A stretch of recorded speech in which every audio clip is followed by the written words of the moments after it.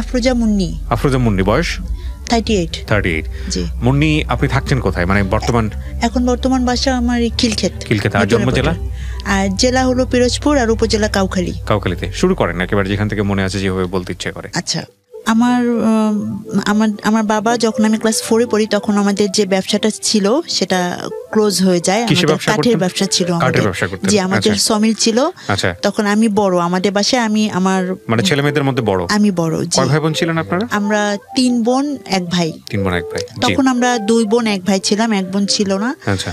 তারপর আমরা 4 ভাই বোন। আমরা এরপর আমাদের ব্যবসাটা বন্ধ হয়ে যাওয়াতে আমার বাবার চাকরির অল্প টাকা বেতনে আমাদের চলছিল না। ব্যবসা বন্ধ হয়ে যায় কেন?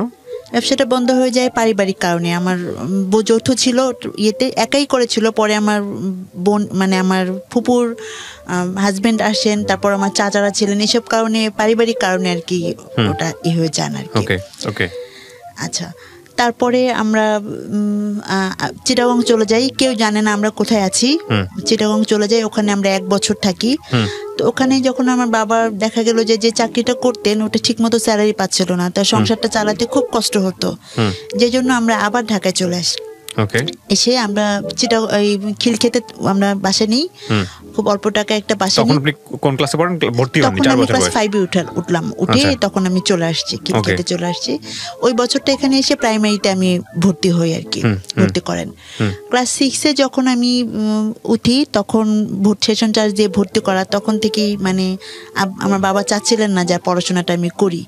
তারপরে আমাদের একটা ওষুধের ছোট করে একটা ফার্মেসি দিলেন, সেখানে আমাকে বসতে হতো। তো তার জন্য আমার বাবা চাচ্ছিলেন না যে আমি আর পড়াশোনা করি, কিছু একটা করি। আর আমার বাবা চাইতেন যে আমি ওই বয়স থেকেই মানে অন্যদের দেখে সে হতেন যে আমাকে কিছু করতে হবে। তারপর ঢাকায় এসে আমাকে এখানে ভর্তি করলাম। ক্লাস 5-এ আমি মোটামুটি করে পাস করে আসলাম। যখন ক্লাস 6-এ সেশন চার্জ দিয়ে ভর্তি হতে হবে, তখন আমার বাবা ভর্তি করতে চাচ্ছিলেন না, যে এত টাকা লাগবে, এরকম বই কিনতে হবে, এটা পারবেন না, সে এরকম বলছিলেন। তো তারপরে আমার খুব ইচ্ছা আমি পড়াশোনা করবো। আমি বললাম আমি পড়াশোনা করতে চাই, অন্তত পক্ষে এসএসসিটা তো পাস করি, আমি এটা বললাম। তখন আমাকে ভর্তি করলেন। এরপর বই কেনা, তখন আমাদের সময়ে 91, তখন আমার আগের বছরের মানে বই, মানে যাদের 6-এ পড়তো, যখন যারা 7-এ উঠলো ওদের বই আমাকে কিনে দিলেন আর কি। এরপর যেটা হতো যে আমার বই খাতা কলম আমি কিছুই ঠিক মতো পেতাম না। এমনকি বেতনটাও আমাকে দিতে হতো যেদিন আমার পরীক্ষা সেদিন। আচ্ছা, মানে খুবই খারাপ অবস্থা, যেটাকে বলে নাজুক অবস্থা। হ্যাঁ, কিন্তু আমার যেটা মনে হল এখন আমি বুঝতে পারি আসলে আমার সামর্থ্য ছিল না, মানে সামর্থ্য ছিল না, এটাও ঠিক আছে। তারপর আমার বাবার একটু অবহেলাও ছিল, মানে পড়াশোনা করায় কি হবে, করে কি হবে, মেয়ে ভাবতেছিল যে মেয়েদের পড়াশোনা করে কি হবে, এটা এরকম একটা চিন্তা ছিল। তো ক্লাস 7-এ যখন উঠি তখন সে খুব গড়িমসি করছিল, বলছিলেন যে ও এর মেয়ে, তখন কত বয়স আর, তখন বলছিল যে এর মেয়ে গার্মেন্টসে চাকরি করে, ওর মেয়ে গার্মেন্টসে চাকরি করে, তো আমি কেন কিছু করছি না, এটা বলছিল। তো এটা আসলে আমার খুব পছন্দ ছিল না। তা আমি ওই বছরটা অনেক কষ্ট করে পড়াশোনা করি, আমার নানার বাড়িতে যে থেকে পড়াশোনা করি ওই বছর আমার এতে। এরপর যখন আমি ক্লাস 8-এ উঠলাম, আবার ঢাকায় চলে আসলাম, আবার সেশন চার্জ দিয়ে ভর্তি হতে হবে।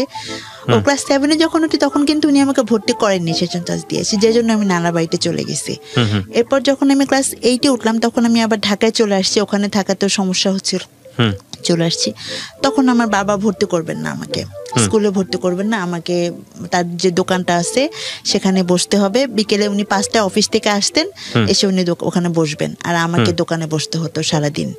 তো উনি চাইতেন না যে আমি পড়াশোনাটা করি, বাই করি। তো ওই 8 বছরটা গেল। 9-এ যখন আমি যে বছর উঠলাম সে বছরও মানে পুরো 2-3 মাস চলে গেল। তখন আমি ঠিক করলাম যে আমি চাকরি করবো। সে গার্মেন্টসে চাকরির জন্য এত চাপ দেয়। তখন পাশে ওই খালাম্মা, উনি এখানে গুলশান 2-এ একটা গার্মেন্টস আছে, জিকন গার্মেন্টস, ওখানে জব করতেন উনি। ওনার মাধ্যমে আমি ওখানে চাকরি নিলাম। 6 মাস চাকরি করলাম, উদ্দেশ্য যে আমি শুধু পড়াশোনা করবো, পরের বছর আমি যেন ভর্তি হতে পারি 9-এ, এটা। কিন্তু সেই টাকাটাও আমার বাবা নিয়ে গেলেন। সেটাও আমি আমার কাজে লাগাতে পারিনি। তো গেল 8-9 2 বছর চলে গেল। তারপরে যখন আমি এর পরের বছর 9-এ ভর্তি হব, সেই এর পরের বছর তখনও 3 মাস চলে গেল, আমার বাবা ভর্তি করছেন না। এখন একদিন আমি খুব কান্না করছি যে আমাকে এই বছর ভর্তি না হলে 2 বছর তাহলে আর হবে না পড়াশোনা, 2টা বছর অলরেডি বসে আছি, পড়াশোনা তো আর হবে না, তাহলে তো আমার পড়াশোনা আর হবে না, এই পর্যন্তই শেষ, কি হবে আমার ভবিষ্যৎ, আমি অনেক পড়াশোনা করতে চাই, কান্না করছিলাম। তখন আমাদের বাড়িওয়ালি আন্টি উনি এসে বললেন যে মানুষের বাচ্চারা, আমাদের বাচ্চারা পড়তে চায় না, তাই আমরা পড়াতে চাই, আর আপনার মেয়ে পড়তে চাচ্ছে, আপনারা কেন পড়াতে চান না? উনি তখন আমাকে মাত্র 1000 টাকা লাগবে, সে 1050 টাকা না 70 টাকা ছিল তখন 95-এ। তখন উনি আমাকে 95 ওই টাকাটা এনে দিলেন আমার আম্মাকে। এরপর আমি সেই ভর্তি হই আর আমার টিউশনি করে পড়াশোনা শুরু। তখন এই পাশের বাসায় উনি টিউশনি ঠিক করে দিলেন উনি, এই আমার টিউশনি করে পড়াশোনা শুরু। এরপর আমার 4টা টিউশনি শুরু হয় 1-2 মাসের মধ্যেই, এবং পড়াশোনা তো আমি দেখা গেল যে টিচারের কাছে ঠিক মতো যে পড়তে হবে সেটাও আমি ম্যানেজ করতে পারতাম না। তারপরে আমার ম্যাথ ছিল, ইলেকট্রিক ছিল, তো আমি সেভাবে আমার টিচারের কাছে পড়তে পারতাম না দেখে রেজাল্ট খুব ভালো হয়নি। তো 9-10 এভাবেই আমার খুব কষ্ট করে পড়াশোনা করে চলছিল। তারপর এসএসসি পরীক্ষা দিলাম, এসএসসি পরীক্ষাতে মোটামুটি পাস করলাম। তো টিউশনি করে আমার সব কিছু চলছিল। তারপর আমি এসএসসি কমপ্লিট করলাম, কমপ্লিট করার পরে আমার তো ভর্তি হলাম, টিউশনি চলছে, তো আমি চাকরিরও চেষ্টা করছি। তা আমার বাবা বলছিলেন যে আর ম্যাট্রিক পাস করে কি চাকরি হয়? তো তখন আমার বাবা বলছিলেন তোকে দিয়ে কিছুই হবে না। এরপর যখন ইন্টার পরীক্ষা দেব তার 3 মাস আগে উনি আমাকে বললেন উনি খাওয়াতে পারবেন না, ওনার পক্ষে খাওয়ানো আমাকে সম্ভব না।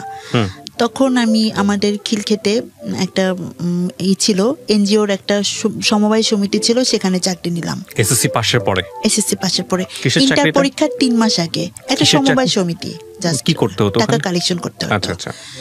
আর আমি কোচিং শুরু করলাম তখন আমি কাওলাতে, আমাদের ওখানে, সেখানে আমাকে হেঁটে যেতে হতো, অনেক কষ্ট হতো ওখান খিলক্ষেত থেকে কাওলা যাওয়া, হেঁটে রোদের মধ্যে এসে আবার সেই বিকেলে অফিসে যেতে হতো। ওখানে 6টা থেকে 8টা, আবার সকাল 9টা থেকে 12টা, ওখানে আমাকে প্রতিদিন অফিস করতে হতো।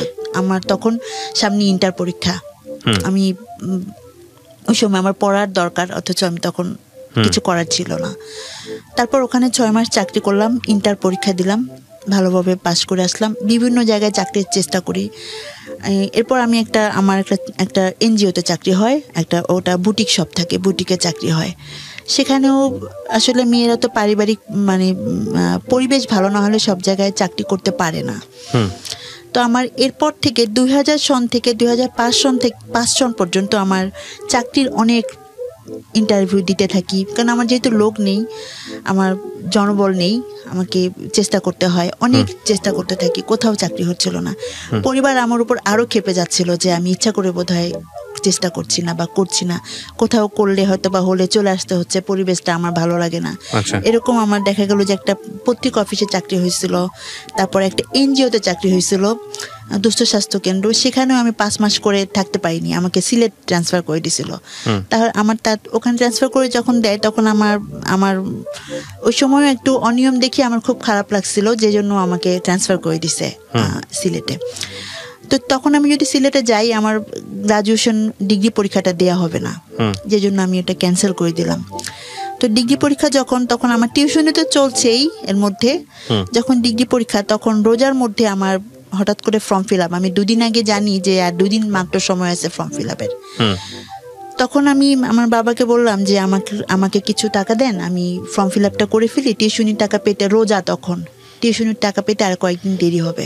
Form fill up for intermediate, এটা হলো গ্রাজুয়েশন, গ্রাজুয়েশন কি একদম কি ফাইনাল ইয়ার নাকি ফাইনাল ইয়ারে? হ্যাঁ, আমি এর মধ্যে আমি একটু বলি, হ্যাঁ এর মধ্যে আমি জব করছি না তখন, আমি এর মধ্যে ওই যে 5 মাস জব করে চলে আসছি। এর মধ্যে যেটা হলো যে আমি অর্থনীতিতে ভর্তি হয়েছিলাম তিতুমির কলেজে, কিন্তু আমাদের সময় তো প্রতি বছরে পরীক্ষা না দিলেও চলতো, আমি তো টিউশনি করে ঠিক মতো ক্লাস করতে পারতাম না, 3 বছরের পরীক্ষা একবার দিলেই হতো, 3 বছর মেয়াদি ছিল, কিন্তু ওই তখনই 4 বছর করে ফেললো, যে জন্য আমার পরীক্ষা মিস করলাম। কিসে পড়ছিলেন আপনি ওই সময়টাতে? তখন আমি অনার্স ফার্স্ট ইয়ার নিয়েছিলাম অর্থনীতি। তারপর আমি নর্মাল পাস করছে, বিএসএস আমি পরীক্ষা দিলাম, প্রাইভেট পরীক্ষা দিলাম, কিছু করার ছিল না যে বছরটা না মিস হোক, এই জন্য পরীক্ষা দিলাম। তো পরীক্ষা দেবো আর কি। তো তখন আমি পরীক্ষা দেওয়ার আগ মুহূর্তে আমার বাবার কাছে বললাম যে আমার কিছু টাকা লাগবে, আমি সে ফর্ম ফিল আপ করবো। তখন আমার বাবা বললেন যে টাকা নেই। তো আমি অনেক কলেজে গেলাম, তখন বললাম যে আমার তো 2 দিনের মধ্যে আমি টাকা ম্যানেজ করতে পারছি না, আমাকে সময় দেওয়া যাবে কিনা। তো বললেন যে জাতীয় বিশ্ববিদ্যালয়ের আন্ডারে এটা আমাদের আন্ডারে না, কিছু করার নেই আমাদের।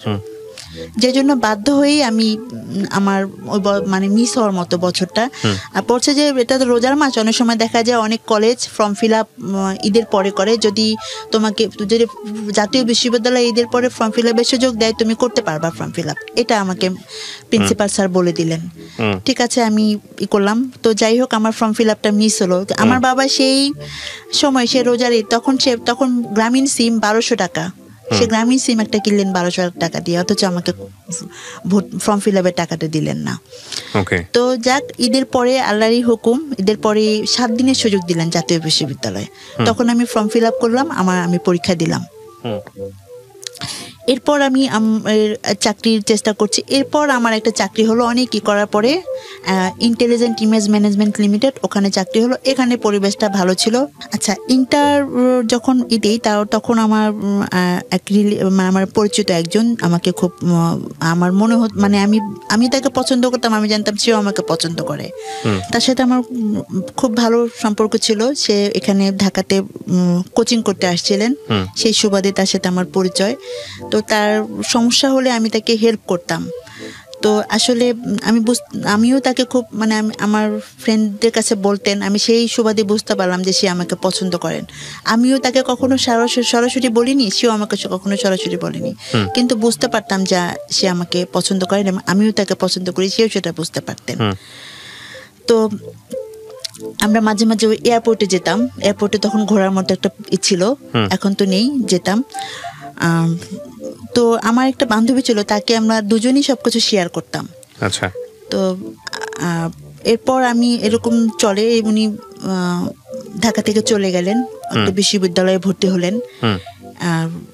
ওনার পরে আমি জানতে পারি ওনাকে নাকি কারা বলছে, এয়ারপোর্টে যখন আমরা একদিন ঘুরতে গেছি, বলছে যে এমন একটা মেয়ের সঙ্গে তুমি ঘুরছো, তোমার ভবিষ্যৎ তুমি দেখতে এত সুন্দর একটা ছেলে, এরকম নাকি বলছে। আচ্ছা।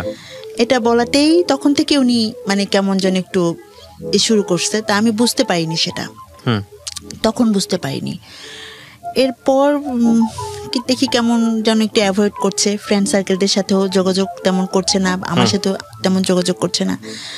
তারপর সবকিছু মিলিয়ে বুঝতে পারলাম যে সে আমাকে অ্যাভয়েড করতেছে, আসলে এটা হবে না। ডাইরেক্টলি কি আপনাকে এরকম বললো নাকি? হ্যাঁ, ডাইরেক্টলি বললো যে এটা সম্ভব। ডাইরেক্টলি ঘটনাটা কি ছিল, কিভাবে বললো? ডাইরেক্টলি বললো যে মানে সম্ভব না, এটা তার পক্ষে কন্টিনিউ করা সম্ভব না। আচ্ছা। যাক, তারপর আমিও মানে মনে মনে খুব আমার কষ্ট পেলাম। তারপর আমি মানে এরপর থেকে অনেক বছর আমি আর কখনো এই প্রেম ভালোবাসা নিয়ে ভাবিনি, বা ভাবছি যে না, আমার তো জীবন অনেক। আমাকে উনি বলতেন যে আমার কাছে নাকি শেখার অনেক কিছু আছে। হ্যাঁ, আমার কাছ থেকে উনি অনেক কিছু শিখছেন। উনি সবার সাথে মিশতে পারতেন না, মিশুক ছিলেন না। উনি বলছেন যে আমার কাছ থেকে নাকি উনি অনেক কিছু শিখছেন, এসব উনি বলতেন। যখন 4 বছর প্রেম করার পর ওনার সাথে আপনার ব্রেকআপটা হয়ে গেল বা ওনার সাইড থেকে অফ হয়ে গেল, তখন আপনি কি করছেন? তখন আমি ওই যে গ্রাজুয়েশন পরীক্ষার কিছুদিন আগে, এটা আপনার গ্রাজুয়েশন ফাইনালি পরীক্ষা দেওয়ার কিছুদিন আগের ঘটনা। আচ্ছা, তো গ্রাজুয়েশন কমপ্লিট করার পর আপনি কোথাও জব করছিলেন? হ্যাঁ, কোথায় সেটা? হ্যাঁ, এরপর গ্রাজুয়েশন কমপ্লিট করার পরে আমি আমার জব হলো, জবটা করছিলাম খুব ভালোভাবে। তো এর মধ্যে যেটা হলো, আমার পারিবারিক সাপোর্ট দিচ্ছিলাম, বাবা মাকে সাপোর্ট দিচ্ছিলাম। তো আমার বাবার ব্যবসা করছিল, ছোট একটা ব্যবসা করছিল। তো তার ব্যবসা আমি ছোটবেলা থেকে বুঝে পর থেকে ওই যখন আমি 4-এ পড়ি, তখনই সেই ব্যবসাটা যখন বন্ধ হয়ে যায়, এরপর সে কয়েকবার ব্যবসা চালু করছে এবং কয়েকবারই সে ব্যবসা করতে পারেনি, লস খেয়েছে। তো দেখা গেল এটা আমার উপর বেশি পড়তো, কারণ আমি তো সব পরিবারের বড়, আমাদের সবার উপরই পড়তো, আমাদের ফ্যামিলির সবার কষ্ট করতে হতো যে জন্য। তো যখন আমার 2006-এ চাকরিটা হলো, তারপর থেকে আমি পরিবারকে সাপোর্ট দিতে শুরু করলাম।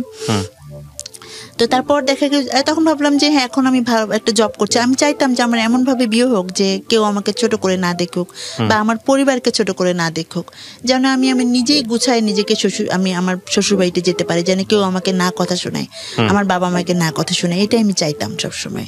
তাহলে আমার যদি কিছু টাকা পয়সা থাকে আমি সেভাবে একটা সাপোর্ট দিতে পারবো, একটু ভালো হবে। যখন আমি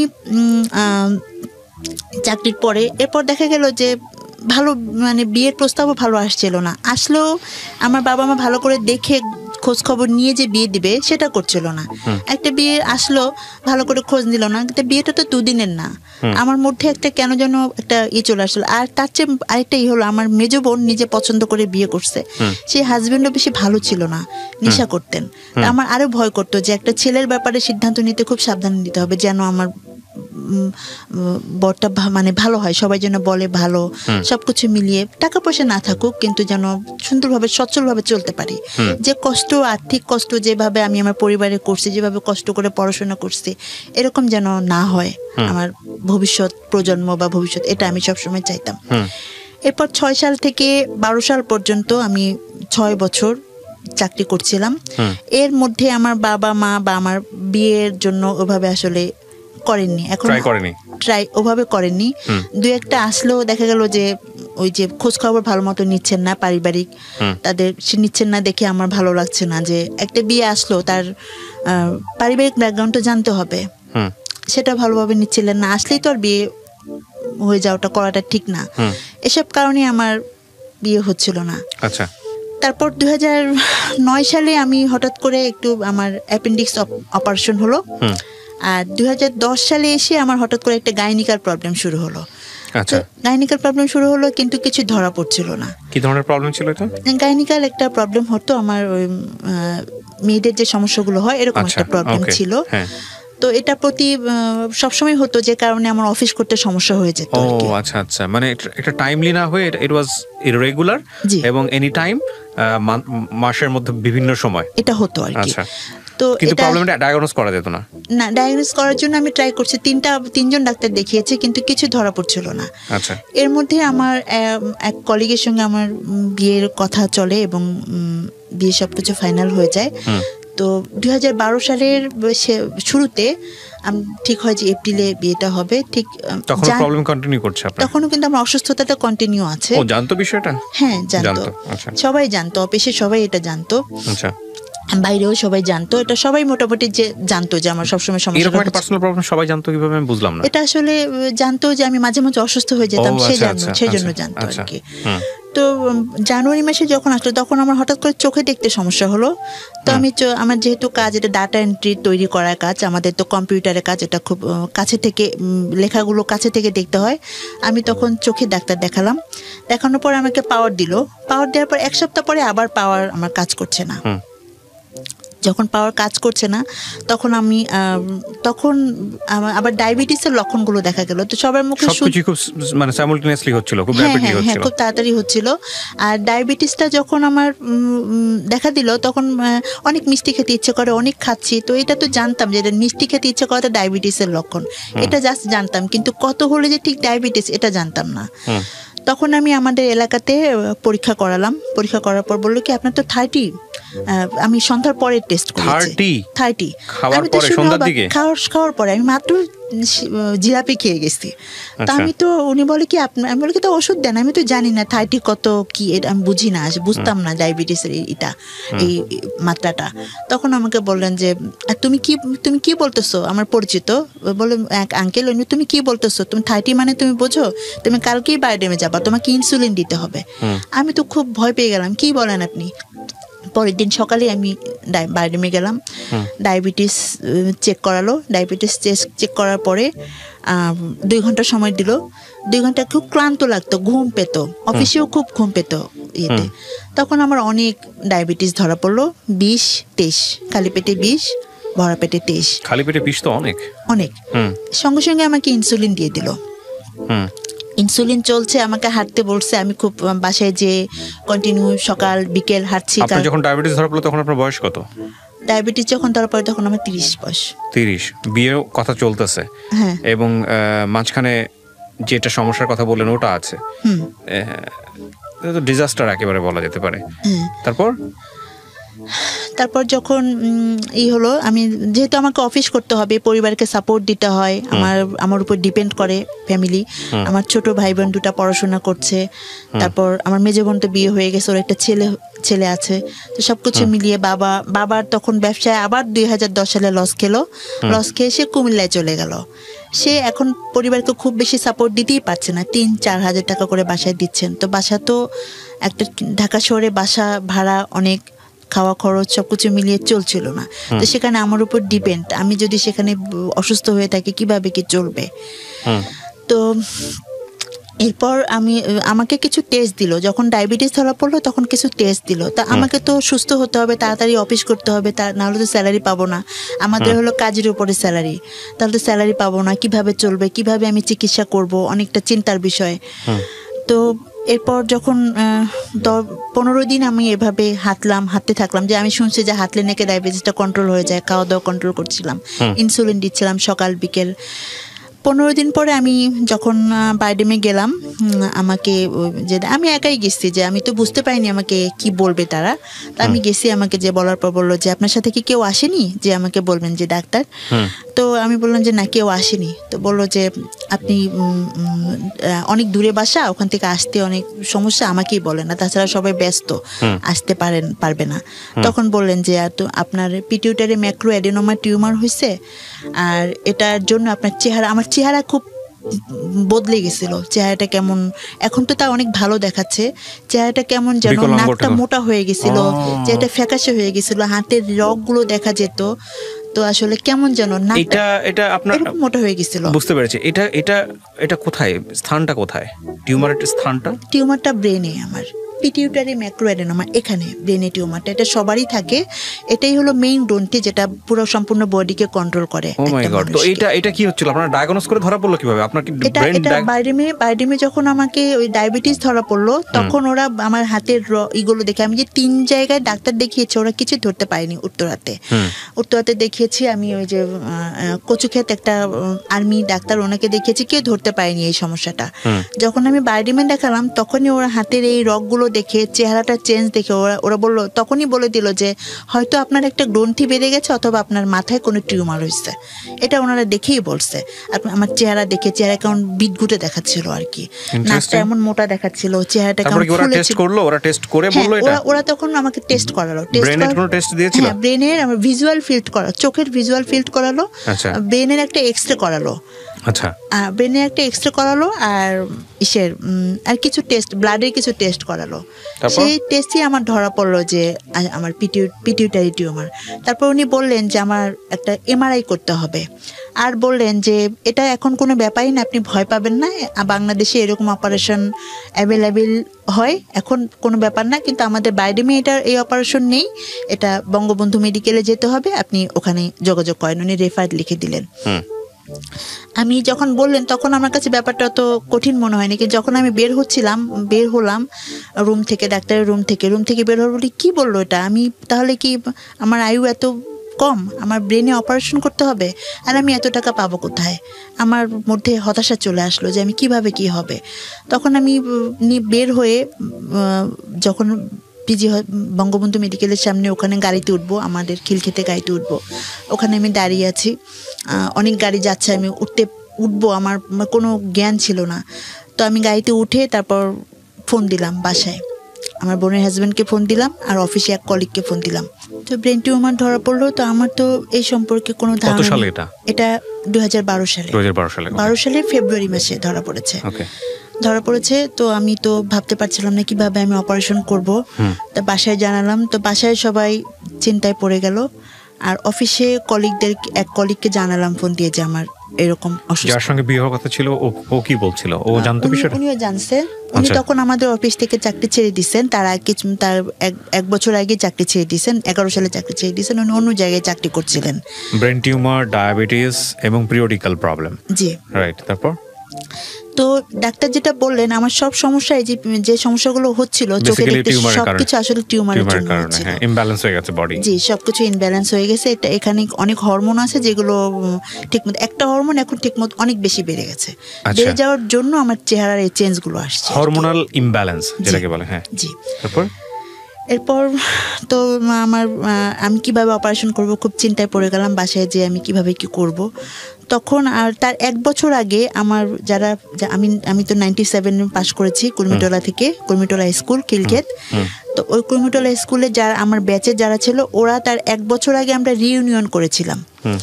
তো ওই রিইউনিয়ন করাতে তখন অনেকের সঙ্গে পরিচয় হয়, অনেক ছেলেদেরকে চিনতাম না, মেয়েদেরকেই শুধু চিনতাম, ছেলে মেয়ে যেহেতু আলাদা ছিল। তখন অনেক ছেলেদের সাথে পরিচয় হলো এবং জানলাম যে আমার ক্লাসের একসাথে আমরা পড়াশোনা করছি। ওরা সবাই এগিয়ে আসলো আমার সেই ইয়েতে। ওরা যখন জানলো যে আমার এত বড় অসুখ, আমার বাসায় আসলো, কয়েকজন ফ্রেন্ড আমার বাসায় আসলেন, এসে জানলো যে এই অবস্থা। তখন বললো যে এরকম তো কেউ আমাদেরও হতে পারে, আমরা সবাই পার্টিসিপেট করব, এরকম আমাদেরও হতে পারে। অথচ ওরা কিন্তু ওদের নিজেদের বাড়ি, ওদের কোনো কিছুর অভাব নেই। তারপরও যখন এটা বললো, তখন আমি কাঁদবো না হাসবো আসলে, যে আল্লাহ এত বড় দয়াময়, চিন্তা করার যেখানে আমার কোনো উপায় নেই যে আমি অপারেশন করব। ওরা আমাকে বেশ হেল্প করলো, আর অফিস কলিগরা সবাই মিলে হেল্প করলো। তখন আমি প্রস্তুতি নিলাম অপারেশন করার জন্য। এমআরআইটা করলাম, এমআরআইটা করার পরেই আমি প্রস্তুতি নিলাম। তো ফেব্রুয়ারি, মার্চ, এপ্রিলের 20 তারিখে আমি শেষ পর্যন্ত সিট পেলাম। সিট পেতে যে বঙ্গবন্ধু মেডিকেলে সিট পেতে যেও সিট সহজে পাচ্ছিলাম না, কারণ এখানে তো সহজে সিট পাওয়া যায় না। তখন আমার ফ্রেন্ডরা, ওরা সবাই, তার মধ্যে কিছু মানুষের নাম না বলেই নয়, ফিরোজ, তানিম, মাসুম, রিগান, তারপর শিরিন, রুকু সহ আরো অনেক ফ্রেন্ড আছে যারা এগিয়ে আসছে আমার এই দুঃসময়ে আমার পাশে থাকছে। তো আমাদের খিলক্ষেতের সাধারণ সম্পাদক ছিলেন তখন রফিক আঙ্কেল।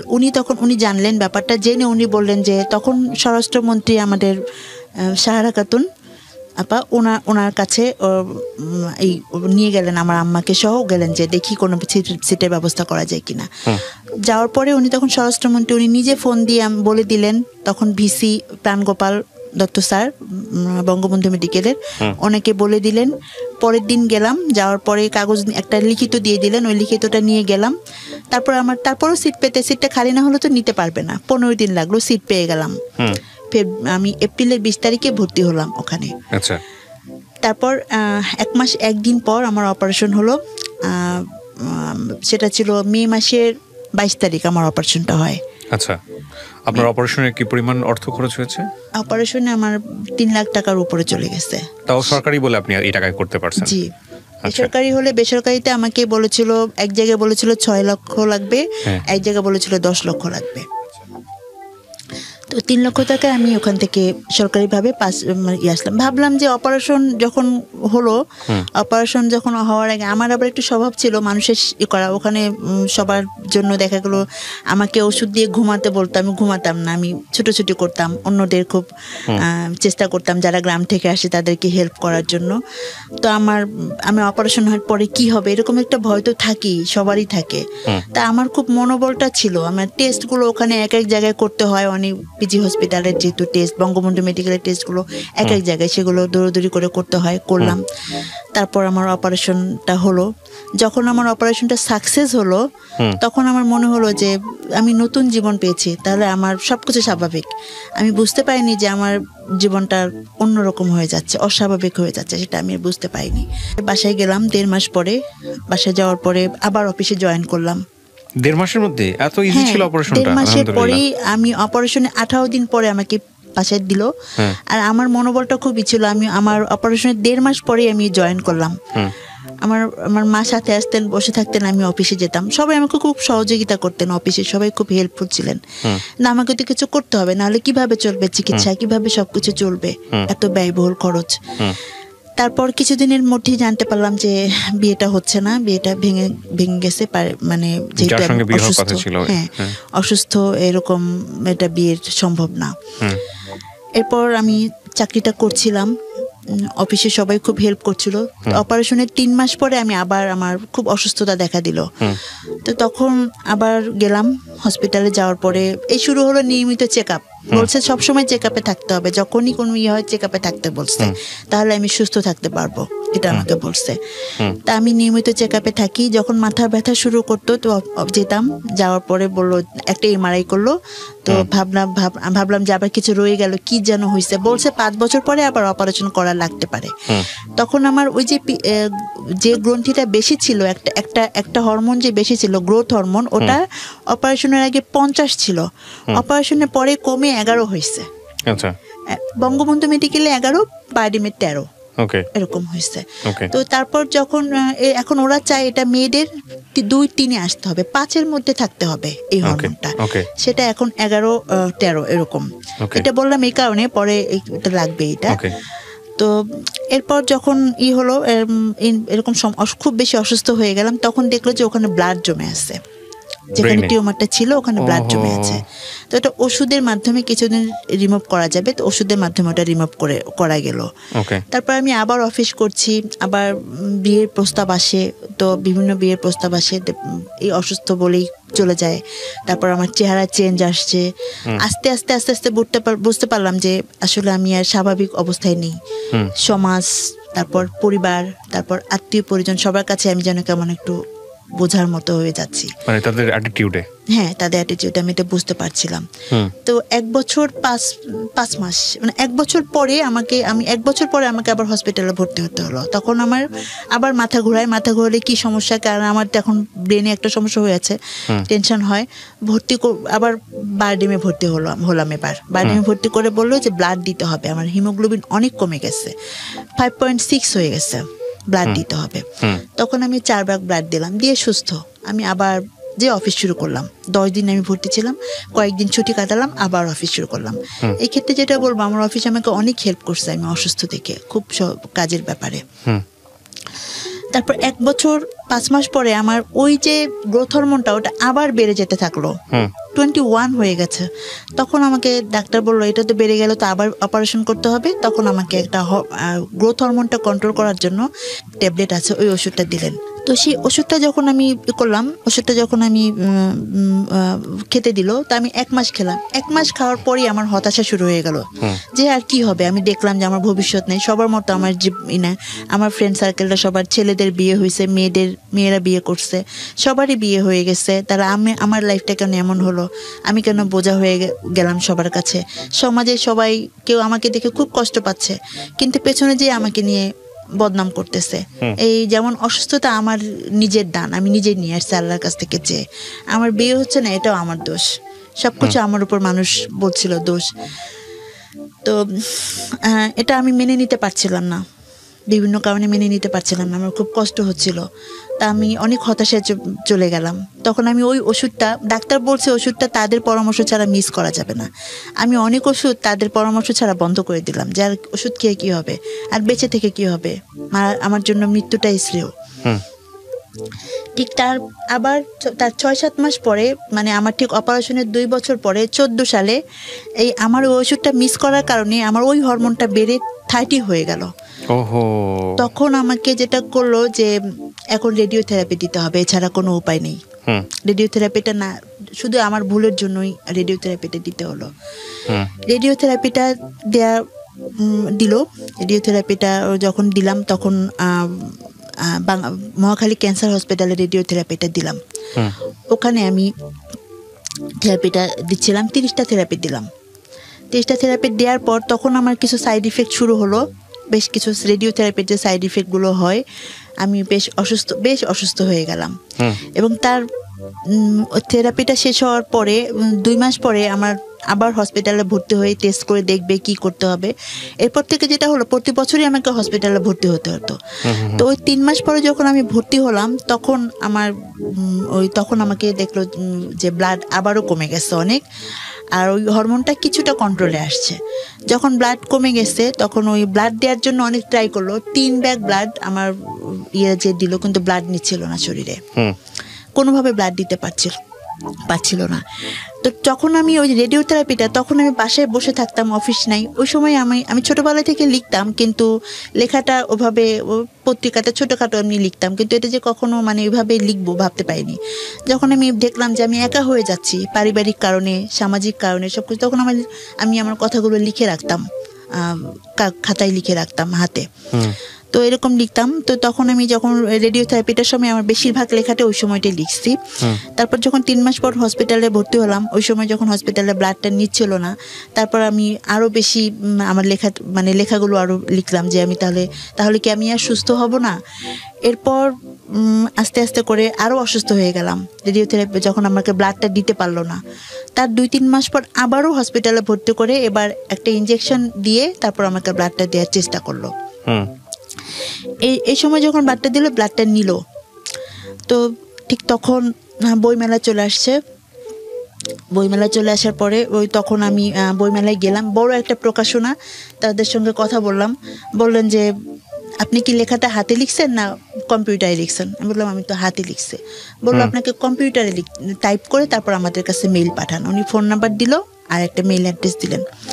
তো আমি তখন সেই নাম্বারটা এরপর আমি আমাদের অফিসে ইংরেজিতে টাইপ, বাংলা টাইপ না, বাংলা টাইপ শিখলাম। আমি শিখে বাসায়, যেহেতু দোকানে এত টাকা দিয়ে করার মতো আমার ছিল না, যখন আমার খুব ইচ্ছে যে আমি বাঁচি আর যাই করি, আমার জীবনে তো ভবিষ্যৎ নেই আমি জানি, কিন্তু তারপর আমি যেন একটা বই করে যেতে পারি, আমার জন্য একটা লেখা আমি যেন লিখতে পারি। আমি সবসময় বই মেলায় যেতাম প্রতি বছর। আমার খুব ইচ্ছে হতো যে আমি কখনো পাঠক না, আমি লেখক হিসেবে যেন কখনো বই মেলায় যেতে পারি।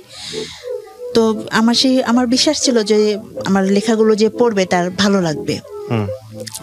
তো তখন আমি সব হাতে লিখলাম, কম্পিউটার হাতে লেখা ছিল, সেটাকে আমি কম্পিউটারে টাইপ করলাম। টাইপ করার পরে আমার লেখাগুলো আমি ওই মেইলে পাঠানোর পরে সেই লেখাটা, সে বড় প্রকাশনা একটা, ওনারা দেখলেনই না লেখাটা। আমি চাইছিলাম যে আমার লেখাটা বড়, আমি আসলে বুঝি নাই। তো তখন আমার লেখাটা ওরা করলেন না, মানে দেখলেন না। তো যখন সেপ্টেম্বর মাস চলে আসলো, 2015 সালে সেপ্টেম্বর মাস, তখন আমি ফোন দিচ্ছি, যেহেতু ফোন নাম্বার আছে, যোগাযোগ করছি। বললেন যে এখন তো সম্ভব না, আমি আসলে লেখাটা দেখতে সময় পাইনি, আপনি অন্য কোনো প্রকাশনা দিয়ে বইটা করেন। তখন আমি ভাবলাম কি আমার এই স্বপ্নটাও পূরণ হবে না? মানুষের স্বপ্ন, সব এমনও মানুষ আছে যার কোনো স্বপ্নই পূরণ হয় না। আমার মধ্যে কেমন কষ্ট কাজ করছিল যে আমার তো কিছুই নেই, আমি কিভাবে সব কিছু করবো? আমার একটা স্বপ্ন, এটাও কি বিধাতা আমাকে পূরণ করতে দিবেন না? তখন আর অনেকেই জানতেন আমি লিখি, বই করতে চাই। এটা আমার অফিস কলিগরা খুব সাপোর্ট দিতেন।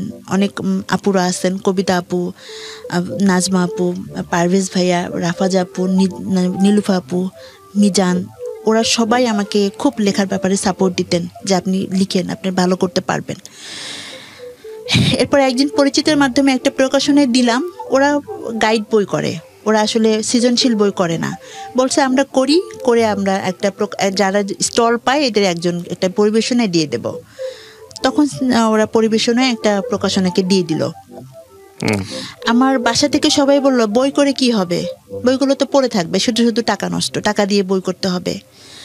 আর আমার ফ্রেন্ড সার্কেলরা অনেকেই বলল বই করে কি হবে, তুমি লিখো, আমরা তো জানি, তুই লিখিস আমরা জানি, আমার বই করে কি হবে, বই করা দরকার নেই, এমনিতে তো আমরা তোর লেখা জানি, এটুকে তুই লিখতে পারিস, লিখতে ভালো জানিস, আমরা তো জানি, তো বই করে কি হবে। তা আমি ভাবলাম যে না, বই পাশে পড়ে থাকুক, তবু আমি করব। তখন আমি ধূসর কন্যা আমার প্রথম বইটা করলাম। তো যখন বইমেলায় আমি যেতাম 2016 সালে, তো যেহেতু যে প্রকাশনাতে পরিবেশনায় ওরা আমার বইটা করেনি, ওরা তো ভালো করে আমার বইটা করতেন না, সেলের ব্যাপারে চেষ্টা করতেন না। আর নতুন একজন, আমি বুঝলাম যে নতুন ওখানে অনেক আছে আমার মতো, কার বই ওখানে, যারা পুরাতন, যারা খুব ভালো নাম করা রাইটার, ওদের বই সবাই কিনবে। আমি ওখানে আমার বই কেউ হয়তো ওভাবেই করবে না। ঠিক তখন আমার যে ট্রিটমেন্ট করেন বঙ্গবন্ধু মেডিকেলের একজন বড় ডাক্তার, বিভাগীয় প্রধান, এন্ডোক্রাইন হরমোনের ট্রিটমেন্ট করেন উনি, ফরিদুদ্দিন আহমেদ স্যার, ফরিদউদ্দিন স্যার, ওনাকে আমি একজন জুনিয়র ডাক্তার আমাকে দেখতেন, হালিম স্যার, উনিও লেখালেখি খুব পছন্দ করতেন, কবিতা লিখতেন। তো উনিও বললেন যে এখন লেখালেখি করে কিছু হবে না, এখন অনলাইনের যুগ, এখন ডিজিটাল যুগ, এখন তো সবাই এতেই পড়ে, কোনো নেই, তারপর তুমি যখন করতে চাও করো। তো করলাম, বইটা করে আমি জাস্ট কিছু বই নিয়ে ওই সার্কিটে থেকে, হালিম সার্কিটে গেছি। উনি বললেন যে একটা স্যারকে বই দেন, নাম লিখে দেন, উনি কী কী লিখতে হবে তাও বলে দিলেন। তা আমি স্যারকে দিলাম। আমি জানি স্যার অনেক ব্যস্ত থাকেন, 2টা পর্যন্ত হসপিটালে থাকেন, বিকেলে উনি পপুলারে বসেন, তো উনি হয়তো 5টা থেকে সে অনেক রাত পর্যন্ত থাকেন, তো উনি তো আমার বই দেখার সময় পাবেন না, পড়ার সময় পাবেন না। তবুও উনি যখন আমাকে ট্রিটমেন্ট করেন, উনি হয়তো বা সেই ইয়েতেই হয়তো বা দেখতেও পারেন বইটা এই জন্য আমি ওনাকে বইটা দিলাম। আমি 1 সপ্তাহ বইটা দেওয়ার 1 সপ্তাহ পরে আমি হসপিটালে গেলাম, আমাকে ভর্তি হইতে হবে আবার, যেহেতু প্রতি বছর আমাকে ভর্তি হইতে হয় কোনো না কোনো কারণে, এরপর থেকে 16 সাল থেকে যেটা হলো আমার হরমোন ওই বছরই যখন ভর্তি হব তখন এরপর থেকে অনেক হরমোন ইনব্যালেন্স হয়ে গেল। শুধু ওই যে গ্রোথ হরমোনটা প্রবলেম ছিল ওটা মোটামুটি কন্ট্রোলে চলে আসলো, কিন্তু sodium, potassium, haemoglobin, steroid, thyroid, others হরমোনগুলো ইনব্যালেন্স হয়ে গেল, কোনোটা কম কোনোটা বেশি, এরকম প্রবলেম হয়ে গেল। আমাকে সব ওষুধ খেতে হবে, আমাকে জানালো যে সব ওষুধ খেতে হবে।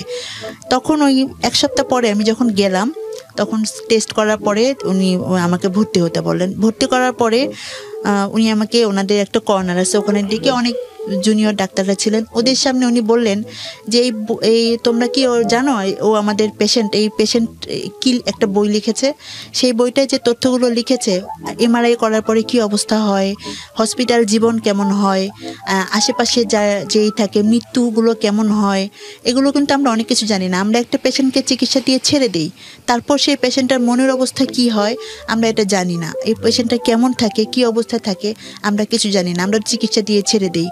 তো এই বইটা অনেক কিছু শিক্ষামূলক আছে, অনেক কিছুই আছে, যে আমি ওখানে অনেক মৃত্যু দেখেছি, যে আমার চোখে সেই মৃত্যুগুলো আমি লিখেছি আমার বইটাতে, যা আমার খুব খারাপ লেগেছে। আমার রুমে যে অনেকগুলো মানুষ মারা গিয়েছে, তারপর আমার মতোই একটা মেয়ের অপারেশন হয়েছে, সেই মেয়েটাও মারা গিয়েছে, ওগুলো আমি আমার বইয়ে তুলে ধরেছি।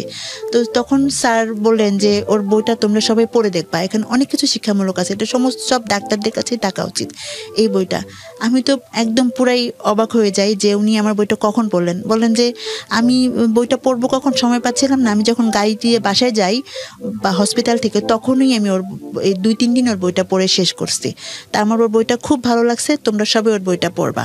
উনি আমাকে ভর্তি লিখে দিলেন, আমি ভর্তি হয়ে গেলাম ডি ব্লকের 16 তলাতে, ওখানে ভর্তি হলাম। এরপর ভর্তি হওয়ার পর দেখি যে অনেক ডাক্তাররা আমাকে আসেন, আর আমার যেহেতু আমাকে সবসময় আমাকে জিজ্ঞেস করেন, আমাকে সব হিস্টোরিটা নেন, আমার এই পিটিউটারি টিউমার সম্পর্কে ওনারা করেন, অনেক তথ্য জানতে আসেন, বা এটার কী ধরনের, এটা নিয়ে অনেক গবেষণামূলক কাজ করেন। তখন ওই মুহূর্তে ঠিক আমাদের নিউরোসায়েন্স হসপিটাল আগারগাঁও আর বঙ্গবন্ধু মেডিকেল, ওরা আমার যে টিউমারটা পিটিউটারি ম্যাক্রোঅ্যাডেনোমা, এই টিউমারটা নিয়ে ওরা গবেষণা করছিলেন। তো ওইখানে আমার যে এই ফরিদ স্যার, উনি ওখানে বক্তৃতা দিয়েছেন, কথা বলেছেন, ওখানে উনি আমার কথা বলেছেন যে আমার এক পেশেন্ট এরকম এই লিখেছেন। এরপর অনেকগুলো ডাক্তার, 40-45 জন ডাক্তার একদিন আসছেন, এসে দূর থেকে আমাকে দেখছেন, কারণ আমি লজ্জা পাচ্ছি, কারণ আমার চেহারাটা চেঞ্জ। ওরা দেখলেই বলে এটা অ্যাক্রোমেগালি পেশেন্ট। আমি তো বুঝি না এটা ঠিক কেন বলেন, তা বুঝতাম যে আমার চেহারা যে চেঞ্জ, এই কারণে ওনারা বলেন এটা যে অ্যাক্রোমেগালি পেশেন্ট, এটা বলেন, এটা আমি বুঝতাম। 904 ওকে, আমরা যেখানটায় ছিলাম তারপর তো আমি ভাবছিলাম যে দূর থেকে মনে ওনারা দেখছেন, তা আমি খুব লজ্জা পাচ্ছিলাম যে আমাকে দূর থেকে এসে এরা কি দেখছে কেন এরকম। তো একজন এসে বললেন যে আমার নাম জিজ্ঞেস করলেন, তা আমি বললাম যে এটাই আমার নাম। তো উনি বললেন যে আসলে নিউরোসায়েন্স হসপিটালে আজকে স্যার আপনার কথা বলেছেন, আপনার এরকম বই লিখেছেন, আপনার কী সমস্যা, এই সব কিছু শুনলেন, এবং ওনারা আমার অনেকগুলো বই নিয়ে নিলেন। তো তখন আমি বুঝতে পারলাম আপনার প্রথম বই ছিল। কি নাম ছিল? ধূসরকন্যা ছিল তখন প্রথম খণ্ড করব ওটা ভাবিনি, তখন পরে আমি প্রথম খণ্ড করেছি। তো তখন আমি মাত্র 500 বই করেছিলাম, তা আমার অনেক বই সেল হয়ে গেল। এবারে বইমেলাতে পাওয়া যাবে আপনার ওই বইটা? এবার বইমেলাতে আমার বইটি আছে। কোথায় আছে এটা? এটা হলো অমর প্রকাশনীতে, আমার প্রথম খণ্ড, দ্বিতীয়, সবগুলো বই এখন অমর প্রকাশনীতে পাওয়া যাবে। কি নামে পাওয়া যাবে? ধূসরকন্যা প্রথম খণ্ড, ধূসরকন্যা দ্বিতীয় খণ্ড, 2টা, আর একটা প্রবন্ধ আছে, সেটা হলো ছিটমহলের দিনগুলি। এটা হলো ছিটমহল কত বিনিময়। নম্বর স্টল মনে আছে? স্টল নাম্বারটা আমার সঠিক এখন কি মনে কি নেই। নাম, কি প্রকাশনী বললেন? অমর প্রকাশনী। অমর প্রকাশনী। বইমেলাতে স্টল আছে ওদের? জি জি, Okay, বইমেলাতে ঠিক আছে। স্টল আছে। এটা অনেক পুরাতন প্রকাশনী। যদি কেউ সংগ্রহ করতে চান আপনারা সংগ্রহ করতে পারেন। হ্যাঁ বলেন। তারপর ধূসর কন্যা, তখন ওই বইটা আমার, যখন আমি বুঝতে পারলাম যে আমি পারবো, আমাকে দিয়েই হবে। আমাকে সবাই যে বলছে যে বই পড়ে না, এই ডিজিটাল যুগ এটা সেটা, কিন্তু আমি তো পেরেছি। আমার বইগুলো সেল হয়ে গিয়েছে, অফিসের সবাই কিনে নিল, বললো চমৎকার বই হয়েছে। আমার মধ্যে আত্মবিশ্বাস চলে আসলো যে না, আমি পারবো। জীবনের সবকিছু, হ্যাঁ আমার জীবন তো থেমে থাকে না কারোর জন্য, জীবন চলতেই থাকবে, এগিয়ে যাবে, যেতেই থাকবে, কি কারোর জন্য কোনো কিছু থেমে থাকবে না। আর আমার একটু কিছু করার, মানুষের জন্য কিছু করার একটা টেন্ডেন্সি ছিল, সেটাও যেন আমি করে যেতে পারি। মৃত্যু তো হবেই, এখন আমার মধ্যে চলে আসলো মৃত্যু হবে 2 দিন আগে 2 দিন পরে, কিন্তু যদি কিছু করে যেতে পারি সেটাই হলো আল্লাহর কাছে শুকরিয়া। তো 16 সালটা এভাবে এরপর আমি যে ভাবলাম যে আমার পরবর্তী কিছু গল্প নিয়ে আমার দ্বিতীয় খণ্ড বইটা করব। এরপর আমি দ্বিতীয় খণ্ড বইটা করলাম, করার পর আমি তখন আমি প্রথম পুরস্কার পেলাম দ্বিতীয় খণ্ড বইটার জন্য মুক্তিযোদ্ধা বিষয়ক মন্ত্রীর কাছ থেকে। আমার দ্বিতীয় খণ্ড বইটার জন্য পুরস্কার পেলাম প্রেস ক্লাব, আমার প্রকাশনী থেকেই বইটা প্রকাশিত হলো, প্রেস ক্লাবে অনুষ্ঠানটি হলো, সেখানে আমি পুরস্কার পেলাম। তখন আমি ভাবলাম যে আমি তো পারবো, আমাকেই পারতে হবে। জীবন কখনো কারোর জন্য থেমে থাকে না, যত কষ্ট হোক, যত কিছু হোক, আমাকে পারতেই হবে। বাধা আসবেই, জীবনে চলার পথে বাধা আসবেই, সবার জীবন তো একরকম হয় না, এটা আমার মধ্যে চলে আসলো। তার কিছুদিন পরে, পুরস্কারটা পাওয়ার কিছুদিন পরে একটা অনুষ্ঠানে আমি একটা অনুষ্ঠান পেলাম ঢাকা রিপোর্টার্স ইউনিটে। সেখানে পেলাম সাবেক প্রেসিডেন্ট বি চৌধুরী স্যারকে। তো উনি এমন একজন বয়স্ক একজন মানুষ। আমি তখন আমার 2টা বই বেরোলো, প্রথম খণ্ড দ্বিতীয় খণ্ড, 2টা বই মাত্র বের হয়েছে। তো 2টা বই আমি ওনাকে দিলাম। দেওয়ার পরে উনি বললেন উনি তো ডাক্তার, উনি আমাকে দেখিয়ে বুঝলেন তুমি অ্যাক্রোমেগালি পেশেন্ট, তোমার এই সমস্যা। তো আমি বললাম জি। অ্যাক্রোমেগালি হলে যেটা হয় চেহারার মধ্যে চেহারাটা চেঞ্জ আসে, নাকটা কেমন চেঞ্জ হয়ে যায়, চেহারাটা কেমন চেঞ্জ, উনি আমাকে দেখিয়ে বুঝতে পারলেন। আমি আরেকটা ইন্টারভিউ করেছিলাম অ্যাক্রোমেগালির উপরে। এটা একটু বেড়ে গেছে আমার, এটা এরকম, আমার চেহারাটা এরকম ছিল না, এরকম কিছু চেঞ্জ আসে, চেঞ্জগুলো উনি দেখে বুঝতে পারলেন, স্যার দেখে বুঝতে পারলেন। তো যার পর উনি আমাকে অবাক করে দিলেন। 4 দিন পরে আমাকে ফোন দিলেন, ফোন দিয়ে বললেন যে তুমি বই 2টা খুব চমৎকার লিখেছো, শিক্ষামূলক বই হয়েছে, তুমি লিখতে থাকো। তুমি ভাবতেছো তুমি ভালো নেই, এই পৃথিবীতে তুমি দেখো তো অনেকের যাদের মাথা গোছার ঠাঁই নেই, অনেকের রাস্তায় হাত নেই, পা নেই, তাদের কথা চিন্তা করো, তুমি কি তাদের চেয়ে ভালো নাই? তোমার যে বন্ধু ফ্রেন্ড সার্কেলটা ভালো আছে, তুমি তাদের চিন্তা করতেছো? তুমি দেখো না যারা ভালো নেই তাদের কথা চিন্তা করো, তুমি কি তাদের চেয়ে ভালো নাই? যখন তুমি কেন ভাবতেছো তুমি ভালো নাই? তুমি বই লিখতে পেরেছো, তুমি এমন অসুস্থতা নিয়ে লিখতে পেরেছো, এটা তো পারারই কথা না। তোমার তো এখন অনেক সমস্যা হওয়ার কথা। সমস্যার মধ্যে তুমি যে পেরেছো, তোমার যে শখটা তুমি পূরণ করতে পেরেছো, এটা তো অনেক বড় একটা পাওনা। তুমি কেন ভয় পাচ্ছ? আমি এটা বুঝলাম না। উনি আমাকে অনেক কিছু বললেন এবং বললেন তুমি বাসায় এসো, আমি তোমার সঙ্গে পরে একসময় কথা বলবো। উনি আমাকে আধা ঘন্টা অনেক কিছু বুঝালেন। আমি অনেক কান্না করলাম যে তাহলে আমি পারবো, আমাকে দিয়েই হবে। স্যার যখন, উনার মতো মানুষ অনেকেই আমার বইটা, আর যেটা হতো তখন আমার বইটা অনেকেই দেখা যায় যে ফ্রেন্ড সার্কেলদের মধ্যে বাইরে অনেকেই বলতো কি যে সময় নেই, বই পড়ার সময় নেই, বই এখন পড়ে কে? তা আমার নিজেরই খুব খারাপ লাগতো এসব ইয়েতে। তো তখন আমার আত্মবিশ্বাসটা আরো বেড়ে গেল যে না, আমি পারবো, আমাকে দিয়েই হবে। 16 সাল গেল, এরপর এভাবে আমি আবার নতুন বই লেখা এতে থাকলাম, জবও করতেছি। আমার ওই যে অফিসে ছিলাম ওখানে জবও করতেছি, অসুস্থ থাকি।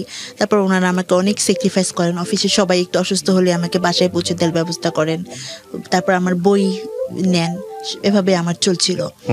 তো 17 সালে এসে আমার এক ফুপু, আমাদের গ্রামের এক ফুপু রুহিয়া হাসি, ওই ফুপু উনিও ট্রিটমেন্টে যাবেন ইন্ডিয়াতে। তখন উনি বললেন, যেহেতু আমি সুস্থ হচ্ছিলাম না, ব্লাড দিতে হচ্ছিল, প্রতি বছর ভর্তি হতে হয়, তো উনি বললেন আমি তোকে একটু দেখি, আমি যাবো দিল্লিতে, তোকে নিয়ে যাই।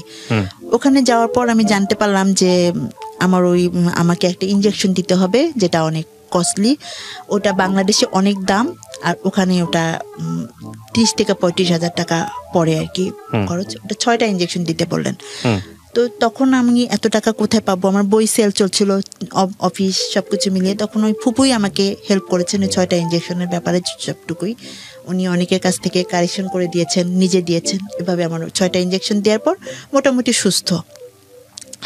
আমি ভাবলাম এরপর যখন ছিটমহল বিনিময় নিয়ে যখন 2015 সালে যে এটা দেখলাম টিভিতে, দেখলাম যে ওখানে ওটা আমাদের দেশেরই এমন একটা অংশ যেটা ভারতেরও না বাংলাদেশেরও না, ওরা কত অবহেলিত। তখন ওদের চেয়েও তো আমি অনেক ভালো আছি।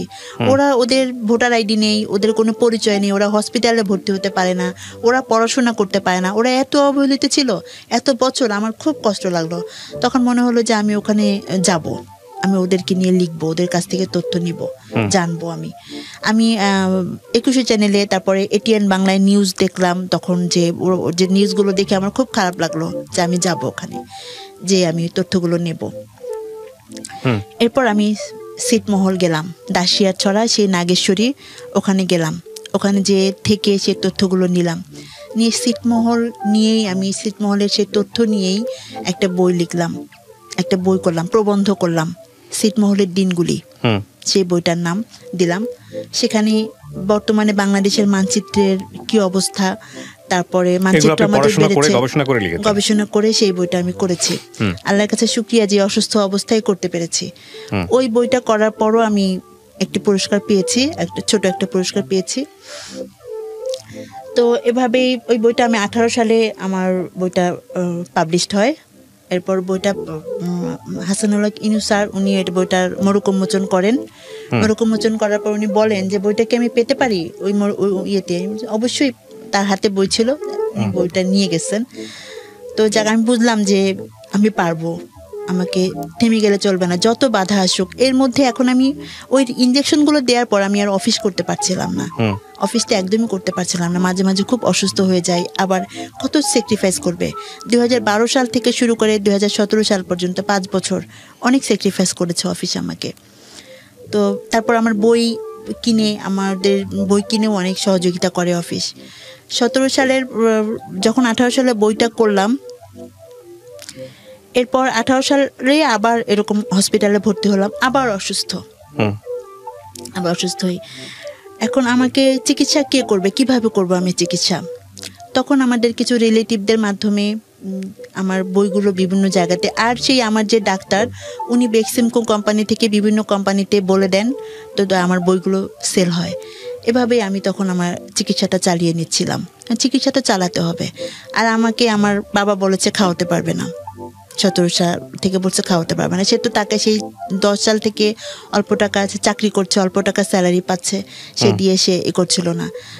আমাদের বাসাটা চলে আমার ভাই বোন, আমার বাবা সবাই মিলেই এখন আমি কি করি, এভাবে চলে এখন সংসারটা। বাসা ভাড়া আমার ভাই বোন বর্তমানে আমার হেল্প করছে, ভাই বোন মিলে বাসা ভাড়াটা দিচ্ছে। আপনি এখন জব কিছু করেন না? আমি এখন কিছু করছি না, এখন আমি অনলাইনে একটু টুকটাক কাজ করি। আর তারপর যখন ছিটমহলের দিনগুলি বইটা করলাম, প্রবন্ধটা করলাম 18 সালে, এরপর আমি আবার 18 সালে হসপিটালে ভর্তি হতে হলো। আপনার এই গল্পটা আপনি রেডিওতে কেন বললেন? আমি চাই যে অনুপ্রেরণা হিসেবে কাজ করুক, যে মানুষের জীবন অনেক বাধা আসবে। আপনি নিজে ফ্রাস্ট্রেটেড হন না?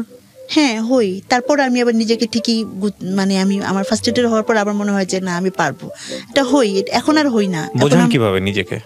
আমি নিজেকে বোঝাই যে না, তারপর তো এটা জীবন তো থেমে থাকবে না, চলতেই হবে। কিছু যদি করে যেতে পারি ভালো কাজ, সেটাই বা কজন পায় আজকের এই রাইট। বলেন। হ্যাঁ বলেন। আমার মতো করে আমি যেভাবে ভাবছি সমাজকে নিয়ে, সেটা একটা সুস্থ মানুষ নাও ভাবতে পারে। আমি অসুস্থ নিয়ে যেটা করতে পারছি, একটা সুস্থ মানুষ সেটা নাও করতে পারে। তারপর তো আমি এখন প্রতি বছর যদি একটা বই করতে পারি, সেটাই বা কম কিসের? এটাও তো আমার জীবনে একটা বড় পাওয়া। গল্পটা আমি যখন শুনছিলাম, আমি বিভিন্ন রকমের কাজ করতে করতে সাধারণত গল্প শুনি। এটা আমার একটা সিক্রেট আমি আজকে বলি। আপনি দেখছিলেন আমি মোবাইল টিপছিলাম। জি। এটা আমি খুব সচেতনভাবেই করি। কেন করি জানেন? তার কারণটা হচ্ছে, আমি যখন রেডিওতে গল্পটা শোনাবো দর্শকদের বা শ্রোতাদের, ওরাও আমার মতো মোবাইল টিপতে শুনবে, কিংবা ওরা অন্য কাজ করতে করতে শুনবে। খুব অ্যাটেন্টিভ লিসনার যারা আছে তারা একদম খুব মনোযোগ দিয়ে শুনবে, সবকিছু কাজ ফেলে রেখে। কিন্তু আপনার গল্পের শক্তিটাই হলো আমাকে মোবাইল থেকে সরিয়ে নিয়ে আপনার গল্পটা শোনানো। এটা যদি আপনার গল্পের মধ্যে, কিংবা যিনি গল্প বলছেন তার মধ্যে যদি থাকে, তাহলে আমি মনে করি আমাকে যদি অ্যাটেনশনটা নিতে পারে, আমার দর্শকদের বা শ্রোতাদেরও অ্যাটেনশন নিতে পারবে। সেই অর্থে আপনারা যখন গল্প বলেন, আমি বিভিন্ন রকমের কাজ করি, মোবাইল টিপি, এটা করি ওটা করি, কনসেন্ট্রেশন আমি দেই না। মানে একজন শ্রোতা যেভাবে করবে আমি ঠিক সেভাবেই করি। এবং সেই জায়গাটা যখন দেখি যে আমার মোবাইলেতেই কনসেন্ট্রেশন থাকতেছে না, আমার কনসেন্ট্রেশন যিনি বলছেন তার দিকে চলে যাচ্ছে, তারপরে আমি ধরে নিই যে না, এটা খুবই ইম্পর্টেন্ট একটা গল্প। সেদিক থেকে আপনার গল্প প্রাথমিকভাবে পাস। দ্বিতীয়ত, এই গল্প আমার জন্য নতুন না। এই ধরনের গল্পগুলো আমি রেডিওতে সবসময় প্রচার করেছি, আমি শুনেছি মানুষের কথা, প্রচুর শুনেছি, প্রচুর প্রচারও করেছি। কিন্তু যদি আপনার না পাওয়াটাকে আমি বড় করে দেখি, যে এই সংসার জীবন তো হলোই না, এক অর্থে স্বপ্ন ছিল, একজন মানুষকে ভালোবেসেছিলেন, সে চলে গেল চেহারার কারণে, পরের জনকে ভালোবাসলেন বা সম্ভাবনা তৈরি হয়েছিল, একটা স্বপ্ন দেখেছিলেন, সে চলে গেল শারীরিক অসুস্থতার কারণে। তারও আগে আপনার লেখাপড়াময় জীবন, সেই জীবনে আপনার ফ্যামিলি আপনাকে সাপোর্ট করতে চায়নি পড়াশোনা করার ব্যাপারে, কিন্তু আপনি নিজের মতো করে করেছেন। তারপরে যদি আমি আসি, সেটা হলো আপনার অসুখের জীবন, এবং সেখানে আপনি ব্রেন টিউমার থেকে শুরু করে কত কি আপনি নিজের মতো করে মানুষের কাছে হাত পেতে হোক, যেভাবে হোক না কেন, আপনি ট্রিটমেন্ট করিয়েছেন এবং আপনি এখনো সার্ভাইভ করছেন, ফাইট করছেন। আপনার এই গল্পটা ইতিহাসের পাতায় লেখা থাকবে না, কিন্তু আপনার মতো অসংখ্য নারী বাংলাদেশে আছেন যারা নিজের জায়গাটা থেকে নিজেকে স্টাবলিশ করার জন্য, নিজেকে টিকিয়ে রাখার জন্য প্রতি মুহূর্তেই ফাইট করছেন। আমি জানি আপনি যখন 10 জন অচেনা মানুষের কাছে যাবেন, এই আপনার ফার্স্ট কোয়েশ্চেন থাকবে আপনি বিয়ে করেছেন কিনা, এটা নিশ্চয়ই আপনাকে ফেস করতে হয়, বাচ্চা কাচ্চা আছে কিনা ফেস করতে হয়। এবং আপনি যে গল্পটা আজকে 1 ঘন্টা সময় নিয়ে বললেন, 1 ঘন্টা ধরে তো আপনি তাকে বোঝাতে পারবেন না যে আপনি কেন বিয়ে করতে পারেননি, রাইট? আমি কি ঠিক বলেছি? অনেক নেগেটিভ কথা বলবে, অনেক কিছু বলেও অনেক মানুষ অনেক পারসিভও করে। সেদিন আমি 2-3 দিন আগে আমার ভাস্তিকে নিয়ে, ভাস্তি ভোরে ঘুমাচ্ছে না, ওকে নিয়ে বের হয়েছি, তো আমাদের সামনের বাসায় বলছে যে কি বলার পরে, যাই হোক কিছু কথার পরে বললো যে কি ভাস্তি। আমি বললাম যে ভাস্তিটা তো আমাকে খুব পছন্দ করে, এই জন্য আমাকে নাম ধরে ডাকে। এই বলে কি যে ইয়েতে বিয়ে হয় নাই, কি করবে, ভাস্তিকে আদর করে, মানে এই যে ধুমধাম করে কমেন্টস করা। আমি এই কথাগুলো এই কারণে বলছি, প্রিয় দর্শক এবং শ্রোতা, দুটো অ্যাঙ্গেল আছে আজকের এই গল্পে। একটা হচ্ছে যে একজন মানুষ আসলে, আপনি যদি সৃষ্টিকর্তাকে বিশ্বাস করেন, তাহলে প্রত্যেকটা মানুষকে আল্লাহ সৃষ্টি করেছেন তার ইবাদতের জন্য, এবং প্রত্যেকটা মানুষকে তিনি বিশেষ কিছু গুণাগুণ দিয়ে পৃথিবীতে পাঠিয়েছেন। সেই গুণ আপনি হয়তো খালি চোখে দেখতে পাই না। এই মানুষটা যখন রাস্তা দিয়ে হেঁটে যাবেন, আপনি তাকে অসম্ভব অসাধারণ ভালো মানুষ হিসেবে বা আলাদাভাবে আইডেন্টিফাই করার মতো মানুষ হিসেবে তাকে আইডেন্টিফাই করবেন না। কিন্তু তার যে জীবনের গল্প, তার বয়স রাইট নাও 38, এই 38 বছরে তার যে যুদ্ধ এবং ত্যাগ, সেটা যদি আপনি জানেন, আপনার নিশ্চয়ই শ্রদ্ধা করতে ইচ্ছা করবে। তো আমি এই কথাগুলো এই কারণে বললাম যে আপনার আশেপাশে যে মানুষগুলোকে আপনি দেখেন, এই মানুষগুলোর প্রত্যেকটা মানুষের মধ্যেই এরকম কোনো না কোনো গল্প লুকিয়ে আছে, কোনো ত্যাগ, নিজের না পারা, নিজেকে উতরে যাওয়া। সো এই মানুষগুলোকে আমরা যেন কখনো ইররেসপেক্ট না করি বা ইররেসপেক্টের জায়গাতে কখনো না ফেলি। আর মানুষকে বিব্রত করতে হয় এরকম কোনো প্রশ্ন যাতে আমরা কখনো না করি, বা যদি আপনার জানার ইচ্ছাটা খুব থাকে, তাহলে এমন কৌশলে যাতে করি যাতে করে সে ডিসহার্টেড না হয়। আমি অবশ্যই আপনাকে স্যালুট জানাই যে আপনি নিজের যে জায়গাটা তৈরি করেছেন, নিজেকে যেটা নিজে বুঝ দিয়েছেন, আপনি অবশ্যই একজন সেদিক থেকে উতরে যাওয়া একজন মানুষ, এবং আপনার কাছ থেকে অনেক কিছু আমাদের শেখার আছে। কখনোই হারবেন না। আর অ্যাজ এ বিলিভার হিসেবে আমি আপনার জন্য দোয়া করি অন্তর থেকে, এবং আমি বিশ্বাস করি নিশ্চয়ই আল্লাহ আপনার জন্য কোনো না কোনো একটা ভালো ব্যবস্থা করে রেখেছেন। সো এটাই হচ্ছে ব্যাপার। আপনাকে আমি অনেক ধন্যবাদ জানাই যে আপনি আমাদের এই জীবন গল্পে আজকে এখানে এসেছেন। ঘন্টাখানেক সময় আমি খুব মন্ত্রমুগ্ধের মতো শুনলাম, এবং আমি মনে করি আজকের এই গল্পটা প্রচার করবার পরে অনেক মেয়ে আছেন, অনেক নারীরা আছেন যারা নীরবে নিভৃতে মুখ লুকিয়ে কাঁদেন নিজের দুঃখের কথা ভেবে, তারা অন্তত আপনার এই গল্পটা শোনার পর নিজেকে হালকা মনে করবে। অনেক ধন্যবাদ আপনাকে। সুপ্রিয় দর্শক এবং শ্রোতা, আজকের মতো এখানেই শেষ করছি। আগামী বুধবার রাত 11টায় আমার সঙ্গে কথা হবে।